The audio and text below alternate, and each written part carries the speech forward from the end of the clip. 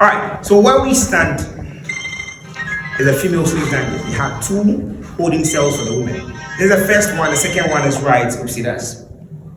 Similar conditions to that of the men. 150 to 200 women held in each. They did everything down here. But I always used to say to me, treatment for the women was worse compared to the men. Can you guess why I say that? No. Sorry. Most definitely. Thank you. So putting aside rape, women menstruate monthly. And if you're a woman held in here for 4 months or more, you have to repeat that cycle 4 different times. Picture a lady in the era of sanitary wear today, flowing heavily in the course of the day, not getting a chance to take a shower. That is comfort she will feel. Then we visit someone here, the first man, 5 to 7 days before or more. The cramps that sometimes accompanies menstruation. There is comfort that will come with it, the infections they would get.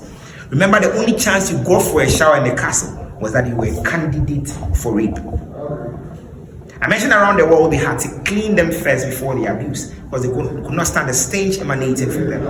If women were in the castle were raped, definitely some were found pregnant. If you were fortunate, highlight fortunate, found pregnant in here, good for you. They take you out of the dungeons, outside the castle, into brick houses they had. They take good care of you until you have delivered. You are made to breastfeed your babies for some time. The babies are then taken from you. You are returned to the dungeons to await the next shipment. These babies were considered theirs, not yours. They had their blood running through them. They were rather kept and educated in the church up on top of the male slave dungeon. The church doubled as the classroom block for the mulattoes. They grew to be the aristocrats we had in the society back then. They became the big men in the society back then. Some themselves became slave merchants because of what they saw growing up. What then happens to those unfortunate to be found pregnant en route to the Americas? That was their end. Most of them were thrown overboard. Who was going to take care of a pregnant slave during the voyage? Who was going to purchase one back there? They saw no use for you. You see, some historians believe some of the routes they would use, the sea route, some of these ships would be followed by sharks and stuff because of the things they would be thrown overboard. Up until now, there is a call for reparation. The question is, who are those compensated once the trade was abolished? Was it the slaves or the slave masters?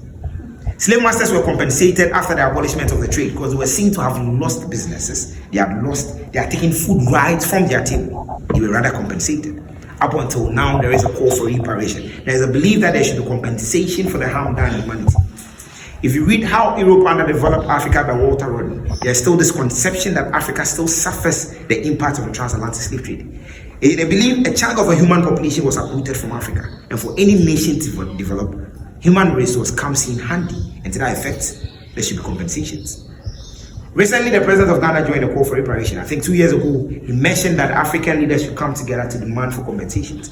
But then once he said that I had a conversation with my boss, to me, reparations, compensation should go to Africans in the diaspora because they are the direct descendants of the slaves.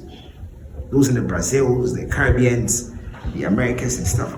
But then, once I said that, he would argue from this point of view, what happened to the families of those he left behind? What happened to the older? Because they needed the able-bodied men. So the weaklings, the old men, the children they left behind, the families of those that were captured. What happened to them? Because you could take breadwinners. What happened to the family? So they also deserve compensations. Once he said that, I was like, fine. To me,